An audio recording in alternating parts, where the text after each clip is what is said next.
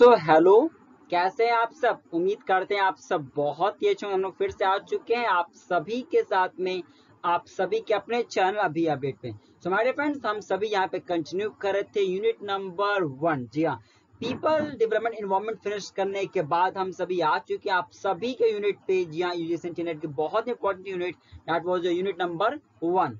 My dear friends, आगे बढ़ो उससे पहले तो हम सभी को यहाँ पे आपको इस यूट्यूब चैनल अभी अपडेट पे कंप्लीट पेपर 1 दिया जा रहा है। जी हाँ, यूजीसी इंटरनेट के सारे ऑल 10 मिनट्स के लेक्चर्स यहाँ पे अपलोड किए जाएंगे। जी हाँ, अभी हम लोग पीपल डेवलपमेंट फिनिश कर चुके हैं। 31 लेक्चर्स में हम लोगों ने फिनिश किया था people development environment, that was unit number 9।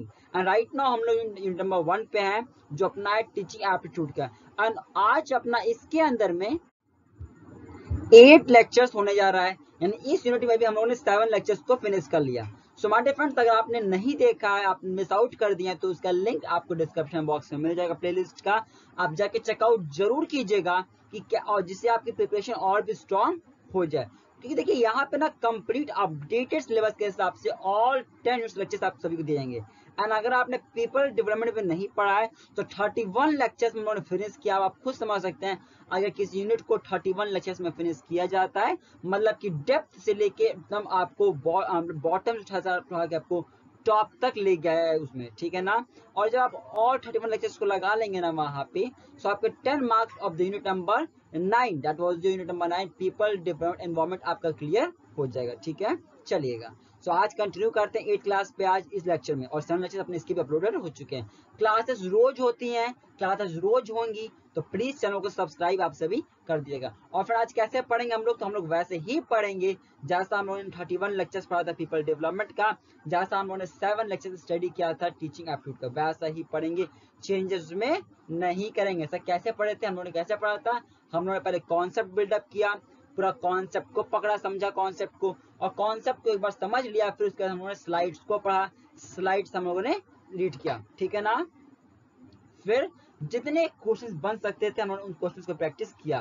तो वैसे आज भी पढ़ेंगे, जैसे आप लोग प्रिपरेशन एकदम वेल और स्ट्रांग हो जाए। चलिए स्टार्ट करते हैं आज की क्लास को, ठीक है, चलिएगा। तो यहाँ पे मैंने क्लास कल का रोक दिया था, ऑब्जेक्टिव ऑफ टीचिंग कल हम लोगों ने क्लासेस में नहीं देखा था। आज आगे बढ़ेंगे और समझेंगे कि क्या ऑब्जेक्टिव है, जो अपनी टीचिंग है ना, तो टीचिंग की क्या क्या ऑब्जेक्टिव हमारी होती, ठीक है ना। तो देखिए, अगर टीचिंग के ऑब्जेक्टिव्स की मैं बात कहूँ तो बहुत सारे टीचिंग के ऑब्जेक्टिव्स हैं, ठीक है। अगर आप किसी को पढ़ा रहे हो, किसी को आप कुछ टीच कर, किसी को कुछ ज्ञान दे रहे हो, तो उसके पीछे बहुत सारे ऑब्जेक्टिव्स होंगे ना। तो लेकिन अभी हम समझेंगे कि ब्लूम्स के हिसाब से क्या समझेंगे, ब्लूम्स के हिसाब से क्या कुछ कहा गया जो इम्पोर्टेंट आप लोग के लिए। देखिए फ्रेंड, यहाँ पे आ चुका है, वेरी इंपॉर्टेंट, टिक कर लीजिएगा, वेरी इंपॉर्टेंट, टिक कर लीजिए एग्जामिनेशन पॉइंट ऑफ व्यू से। ब्लूम के हिसाब से देखिए क्या क्या क्लासिफिकेशन किया गया है। अगर मैं टीचिंग एंड इंस्ट्रक्शंस की मैं आपसे बात करूं तो ठीक है ना, देखिएगा। तो देखिए इसमें देखिए पहला क्या लिखा गया, पहला लिखा गया आपका जो अपना इसमें क्या अपना, दैट इज जो कॉग्निटिव डोमेन। देखिए क्या लिखा गया पहला अपना, पहला लिखा गया अपना कॉग्निटिव डोमेन। बहुत ही सिंपल, ध्यान रखिएगा। कॉग्निटिव डोमेन क्या होता है, जब आप किसी चीज को अपने नॉलेज से, अपने ज्ञान लगा के, यानी जब माइंड लगा के किसी चीज को सीखते हो ना आप, अब इसे क्या बोलते हो, अब इसे बोलते हो कॉग्निटिव डोमेन। क्लियर, यानी क्या, ऐसा नॉलेज या ऐसा आप जो किसी चीज को आपके अंदर में कुछ ऐसा डेवलप हो रहा है जो आपके कैपेसिटी को बिल्डअप कर रहा है, जो आपके नॉलेज को इम्प्रूव कर रहा है, समझ रहे हैं ना। तो इसे बोलते हैं कॉग्निटिव डोमेन। क्या बोलते हैं इसको, हम सही बोलते हैं कॉग्निटिव डोमेन। क्या, जब आपका इंटेलेक्चुअल माइंड आपका ग्रो कर रहा है, आपकी सोचने की क्षमता इंप्रूव हो रही है, आपका नॉलेज, आपका जो ज्ञान है वो आपका इंप्रूव कर रहा है, तो आप इसे क्या कहोगे, आप इसे कहोगे कॉग्निटिव डोमेन। समझ में आ गया। तो पहला टीचिंग ऑब्जेक्टिव क्या है कि कॉग्निटिव डोमेन ले आना। जी हाँ, किसके अंदर में, स्टूडेंट्स के अंदर में, चाइल्ड के अंदर में। मतलब क्या कि जो चाइल्ड है ना उसके अंदर में क्या करना, उसके अंदर में इंटेलेक्चुअल, उसको सोचने की क्षमता को बढ़ा देना, उसके थिंकिंग के पावर को बढ़ा देना, उसके नॉलेज को बढ़ा देना। तो ये पहला हमारा ऑब्जेक्टिव से अगर हम कॉग्निटिव डोमेन की बात करते हैं तो ब्लूम्स के हिसाब से, ठीक है ना। अब इसके अंदर देखिए, इसके अंदर में हमारे, इसके अंदर हम अंदर में हमारे पास 6 लेवल्स, कितने लेवल्स हैं इसके अंदर में हमारे पास में 6 लेवल्स हैं। कितने लेवल्स हैं, we have the following 6 levels under. हाँ, इसके अंदर में अपने 6 लेवल्स। देखिए क्या क्या है, पहला क्या है, पहला नॉलेज है, पहला नॉलेज है, ठीक है। यानी जब आप किसी को क्या करते हो, जब नॉलेज ज्ञान देते हो आप, तो नंबर 2 क्या कंप्रेhension, कंप्रेhension क्या होता है, देखिए कंप्रेhension क्या होता है कि आप उस चीज को पढ़ के कितना समझ पा रहे हो, समझ रहे ना, यानी कि आपकी एबिलिटी की, आपकी क्षमता क्या है कि आपने जो उस चीजों को रीड किया आप उसे क्या समझ पा रहे हो। आपने देखा ना एग्जामिनेशन में आता है रीडिंग कंप्रेhension आता है, तो रीडिंग कंप्रेhension मतलब क्या होता है कि आप उस पूरे पैरे को रीड करो, समझो, और फिर उस समझने के बेसिस पे जो क्वेश्चन पूछे जा रहे हैं उसका आंसर आप दो। तो that is what the meaning of comprehension is it clear. So comprehension is the, comprehension क्या होता है, एबिलिटी बताता है कि आप उस मटेरियल के मीनिंग को कितना ग्रास्प, कितना आप उसको ले पा, समझ पा रहे, ठीक है ना।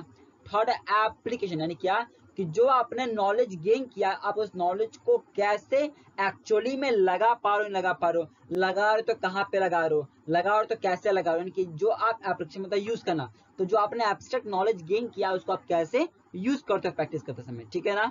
आगे बढ़ते हैं, डी देखिएगा, डी है एनालिसिस। आप कैसे चीजों को एनालाइज कर पाओ, देखिए अगर आपने सही से चीजों को नॉलेज गेन किया होगा या आपके सब कुछ सही होगा तो आप फैक्ट्स को स्टैब्लिश कर पाओगे, आप सही से जजमेंट ले पाओगे, यानी आप चीजों को सही से एनालाइज कर पाओगे, तो यहाँ लिखा गया एनालिसिस, क्लियर है, फाइन। तो ये हमारे क्या, ये सभी हमारे अभी ऑल फोर अपने, ये सभी हमारे क्या है, सब हमारे कॉग्निटिव डोमेन। ध्यान मैं फिर से रिपीट करता हूँ, देखिए कॉग्निटिव डोमेन क्या होता है, कॉग्निटिव डोमेन मतलब होता है जब आप माइंड की बात करते हो, जब आप इंटेलेक्चुअल की बात करते हो, आप जब सोचने की क्षमता की बात करते हो, जब नॉलेज की बात करते हो, तो ये सभी हमारे क्या है, कॉग्निटिव डोमेन में।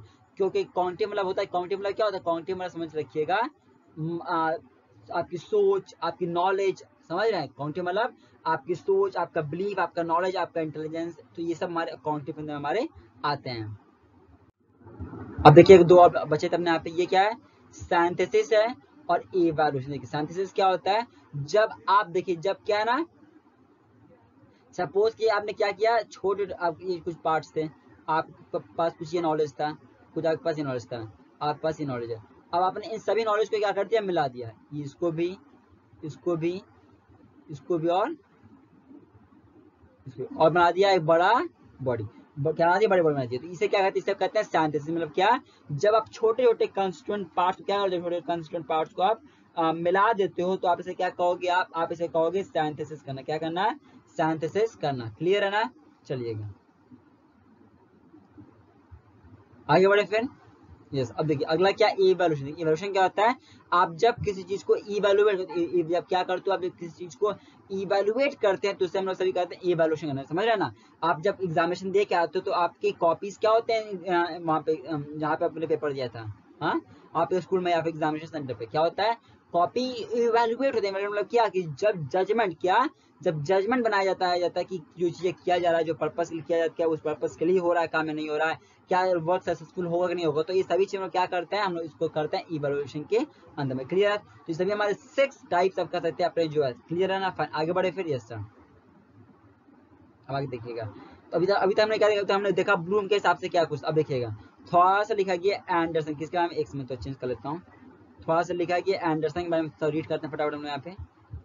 देखिएगा एंडरसन क्या है, जो फॉर्मर स्टूडेंट है ब्लूम के, और डेविड कॉटन, उन्होंने रीअरेंज किया। देखिए क्या है, उन्होंने अरेंज किया, जो अभी तक हमने 6 देखा ना, हाँ सर, तो उसको अब इन्होंने रीअरेंज कर दिया, क्या कर दिया, उसको इन्होंने रीअरेंज कर दिया। आपको रीअरेंज याद नहीं करना, आप इसको रीड ऑन कर सकते हैं कि क्या क्या नाम दे, रिमेम्बरिंग हो गया, अंडरस्टैंडिंग हो गया, अप्लाइंग हो गया, एनालाइजिंग हो गया, इवैल्यूएटिंग हो गया, क्रिटिंग हो गया। सभी हमारे वही जो 6 टाइप्स हमने देखा ना, वही 6 यहाँ पे भी है, बस थोड़ा सा अलग तरीके से लिखा गया अपना, क्लियर है, फाइन। आगे बढ़ना चाहिए। अब देखिएगा, अब क्या अपना, अब अपना आ गया अफेक्टिव डोमेन। देखिए ये क्या होता है, देखिए अफेक्टिव डोमेन क्या होता है, सपोज कीजिए कि आपके अंदर में होता है ना भावना, आपके अंदर में कितना भावना है, समझ रहे हैं। देखिए होता है कि ना, मैन एक रैशनल है, ठीक है, बिल्कुल मैन रैशनल, लेकिन मैन रैशनल होने के बावजूद भी वो लव में पड़ जाता है, या फिर सिंपैथी, टॉलरेंस, यानी कि जब मतलब क्या है, जब आपके भाव की बात होती है, समझ रहे हैं, जब आपके अंदर की साइकोलॉजी की बात होती है, तो हम इसे कहते हैं अफेक्टिव। यानी जब आप इमोशंस की बात होती है आपकी, समझ रहे हैं, जब आपकी इमोशंस की बात होती है ना, तो आप इसे क्या कहोगे, आप इसे कहोगे अफेक्टिव होना। पॉइंट क्लियर है, यस। आगे बढ़े फिर, यस सर। तो इसके अंदर कुछ लेवल्स दिए गए हैं, आप इसको याद कर सकते हैं, चाहे तो रीड कर सकते हैं। देखिए क्या लिखा गया है, परसिव रिसीविंग, जब आप किसी चीज को रिसीव करो, जब किसी चीज को रिसीव करो तो ठीक है। नंबर 2 क्या, उसको रिप्लाई करना, उसको रिस्पॉन्ड करना। थर्ड क्या, उसको उसको उसके दाम देना, उसको उसको वैल्यू कर देना, समझ रहे हैं। ऑर्गेनाइजिंग मतलब क्या होता है? ऑर्गेनाइजिंग मतलब क्या होता है कि जब लोग मिलके काम करते हो, तो ऑर्गेनाइजिंग कहें कि जो विलिंगनेस हो वो काम करने से काम किया जाए। क्लियर है? And the last characterisation. Clear है? फाइन। फिर अपना आता है साइकोमोटर डोमेन। देखिए देखिए साइकोमोटर डोमेन क्या है? देखिए साइकोमोटर डोमेन कहते हैं जब आप किसी चीज को कहते हैं चीजों को करके सीखना, समझ रहे हैं? साइको मतलब देखिए दो वर्ड्स मैंने बना ना, साइको यानी कि समझ रहे हैं मतलब देखो साइको मतलब मोटर में क्या, देखिए ये मैं आपको समझाता हूँ, ये देखिएगा साइको क्या, साइको मोटर। देखिए मतलब क्या, जब किसी फिजिकल चीज के बारे में, किसके बारे में, जब आप फिजिकल चीज के बारे में सीखते हो ना, तो आप इसे क्या कहोगे? आप इसे कहोगे साइको मोटर करना। तो जब फिजिकल चीज के बारे में सीखते हो आप, या फिर जब आप टेक्निकल स्किल के बारे में सीखते हो, जब किसके बारे में, जब टेक्निकल स्किल के बारे में आप जब किसी चीज को सीखते हैं ना, तो आप इसे तो आप इसे क्या कहेंगे? आप इसे क्या कहेंगे? तो आप इसे कहेंगे साइको मोटर। क्लियर अपना, आप कहते हैं साइको मोटर। क्लियर है? आगे बढ़ना यहाँ पे। अब देखिए यहाँ पे कुछ और बना लिखा गया है। अब यहाँ पे हमारे पास सामने फिर से 5 डिफरेंट लेवल्स लिखा गया जो अपना इंस्ट्रक्शन ऑब्जेक्टिव का साइकोमोटर डोमेन का। देखिए क्या क्या अपना लिखा गया है। पहला अपना लिखा गया इमिटेशन। क्या लिखा गया? पहला लिखा गया अपना इमिटेशन। देखिए इमिटेशन क्या होता है? जब किसी कार्य को करके सीखते हो ना, तो उसको हम सभी कहते हैं इमिटेशन। इमिटेशन मतलब क्या? जब आप किसी चीज को करके सीखते हो, यानी कि जब आप किसी चीज को डिमॉन्स्ट्रेट करके सीखते हो आप, तो इसे हम सभी कहते हैं इमिटेशन। क्लियर है ना? सपोज कि आप मैथ के कैलकुलेशन को करके सीख रहे हो, आप डीआई को करके सीख रहे हो, तो that is what we call the imitation. हालांकि यहाँ पे वो एग्जांपल नहीं आएगा। क्यों नहीं आएगा? क्योंकि साइकोमोटर में मेनली हम लोग टेक्निकल स्किल की बात करते हैं। किसकी बात करते हैं? हम इसमें टेक्निकल स्किल की बात करते हैं। क्लियर है? तो इमिटेशन क्या होता है? जब टेक्निकल स्किल को जिसको करके सीखते हो, तो आप इसे क्या होता है? इमिटेशन करना। क्लियर है? आगे बढ़ते हैं। फिर क्या है? मैनिपुलेशन। देखिए मैनिपुलेशन क्या होता है? जब लर्नर क्या करता है ना, किसी चीज को एक्सपेरिमेंट करके सीखता है। समझ रहे हैं क्या? जब लर्नर किसी चीज को एक्सपेरिमेंट करके सीखता है, तो आप इसे कहते हो मैनिपुलेशन। क्या कहते हो? मैनिपुलेशन। जब लर्नर क्या करता है? सीखने का प्रयास, सीखता है। कैसे सीखता है? किसी चीज को करके, एक्सपेरिमेंट करके सीखता है ना, तो उसको कहते हैं क्या? मैनिपुलेशन। ठीक है ना? और इसमें समझ रहे हैं मतलब किस में? देखिए तो आप इसको मशीन पे सीख सकते हो, या फिर आप इक्विपमेंट पे उसको सीख सकते हो, किसी पे सीखो आप। फिर देखिए क्या है? थर्ड है प्रिसीजन। देखिए अब जितना ज्यादा आप सीखो उससे क्या होगा? आपका प्रिसीजन, आपका जो एक्यूरेसी लेवल होगा ना, बहुत स्ट्रांग होगा ना। वही लिखा गया आपका कि जब आप किसी चीज को सीखते हो, आप ऐसी चीजों को, तो आपकी एक्यूरेसी लेवल बढ़ता है। आपकी प्रैक्टिस करने से ये एक्यूरेसी लेवल और बढ़ता और आगे और अच्छा होता है। समझ रहे हैं? एरर की पॉसिबिलिटीज बहुत कम हो जाती है। तो ये लिखा गया अपना प्रिसीजन के अंत में, ध्यान रखिएगा। फिर अपना क्या? फिर अपना आर्टरी क्वेश्चन। क्या? Artery question. ये क्या होता है? ये क्या होता है? जब आप किसी चीज को सिखाते हो, आप किसी को बोल कर, यानी क्या, जब आप बोलते रहते हो और कोई दूसरा बंदा सीख जाता है, तो इसे कहते हैं आर्टरी क्वेश्चन। क्या कहते हैं? Artery question. जब बोल के सिखाया जाता हो, जिसे हम सभी कहते हैं आर्टिकुलेशन। फिर अपना यहाँ पे नेचुरलाइजेशन मतलब क्या? देखिए जब आप कुछ नेचर में होती चीजों को सीखते हो, तो आप इसे कहते हो नेचुरलाइजेशन। समझ रहे हो ना? क्या? जब नेचर में किसी चीज को सीखते हो, तो आप इसे क्या कहते हो? आप इसे कहते हो नेचुरलाइजेशन। समझ में आ गया ना? ठीक है ना? समझ में आ गया? इसे कहते हैं नेचुरलाइजेशन। मतलब क्या? जब नेचर में कुछ भी नेचर में हो रहा है ना, आप जब उसको देखते हुए, उसको लेते हुए सीख रहे हो आप, तो नए टेक्निक से किसी चीज को, तो आप इसे कहते हो नेचुरलाइजेशन। इससे हमारे साइकोमोटर की क्या है? पार्ट्स में होते हैं, जो जुड़ा होता है टेक्निकल। ध्यान रखिएगा साइकोमोटर किससे जुड़ा हुआ है? ये जुड़ा हुआ टेक्निकल स्किल के साथ में। अब देखिएगा आपके सामने कोई यहाँ पे हायरार्की लिखा गया है, इसे जल्दी से समझते हैं। यहाँ पे कुछ हायरार्की लिखा गया है, कैसे आपका ऑब्जेक्टिव फॉर्म होता है, कैसे आपका ऑब्जेक्टिव फॉर्म होता है, ये यहाँ पे थोड़ा सा लिखा गया लेवल्स के फॉर्म में। देखिएगा देखिए पहला क्या होता है? पहला अपना, बस आप इसको रीड ऑन कर लीजिएगा, इसको करने की जरूरत नहीं है, बट आप चाहो तो याद भी कर सकते हैं, बस इसको लेकिन रीड जरूर कर लीजिएगा। देखिएगा हायरार्की क्या दिखाएगा आपका? पहले आपका कल्चरल कंटेंट आता है कि कल्चर क्या आपका होगा, क्या आता है? पहले आपका कल्चर आपका आता है। फिर आपका फिलॉसफी, यानी कि जो लोग हैं उनकी फिलॉसफी क्या, उनकी उनकी उनकी क्या सोच है, उनकी उनकी फिलॉसफी क्या है, वो क्या चाहते क्या है। समझ रहे ना? क्लियर है ना? ऐसा नहीं आप चीजों सिखाते जाओ और वो कुछ सीखना कुछ और चाहते हो, यानी जो वो भी चाहते हैं उनकी क्या, उनकी क्या फिलॉसफी है सीखने की। आगे देखिएगा नेशन गोल्स, किसके लिए? नेशन गोल्स पे आप जब मूव ऑन करते हो, फिर आप बढ़ते हो कहाँ पे? फिर आप बढ़ते हो एजुकेशन के एम्स के लिए। फिर आप बढ़ते हो कहाँ पे? फिर आप आते हो ऑब्जेक्टिव को सेटअप करते हो आप, एंड लास्ट आप उसको बिहेवियर में ट्रांसलेट करते हो। जो आपने ऑब्जेक्टिव सेट किया, जो आपने कंटेंट सेट किया, तो उसको आप बिहेवियर में, क्योंकि आप गोल अचीव करना है, तो आप जब गोल आपको अचीव करना है, तो आप उसके लिए क्या करते हो? चीजों को सीखते हो। क्लियर है फाइन? तो ये अपना था हायरार्की ऑफ फॉर्मुलेशन ऑफ अपना ऑब्जेक्टिव्स को लेके। सो आप सभी समझ में आ गया कि क्या क्लास था आज का। आज अपना था लेक्चर नंबर 8, हम लोग फिर कल मिलेंगे लेक्चर नंबर 9 के साथ में। इसी चैप्टर इसी यूनिट को हम लोग कंटिन्यू किया जाएगा आगे। फाइन, तो मैं आपसे रिक्वेस्ट करता हूँ अगर आपने क्लासेस नहीं किया है प्रीवियस तो आप इसका लिंक आपको डिस्क्रिप्शन बॉक्स में दिया गया है। ऑल 7 लेक्चर्स के आपको प्लेलिस्ट नीचे मिल जाएगा, चेकआउट कर लीजिएगा, वीडियोस के लिंक आपको मिल जाएगा। एंड जो अपना यूनिट नंबर 9 था that was the people development and environment, उसका भी आपका प्लेलिस्ट नीचे मिल जाएगा, चेकआउट जरूर कीजिएगा। एंड अपने सभी फ्रेंड्स को उसको शेयर कर दीजिएगा, ठीक है ना। एंड अपना फीडबैक नीचे जरूर दे दीजिएगा। मिलेंगे आपसे अगली क्लास में। Till time bye bye, take all the very best future.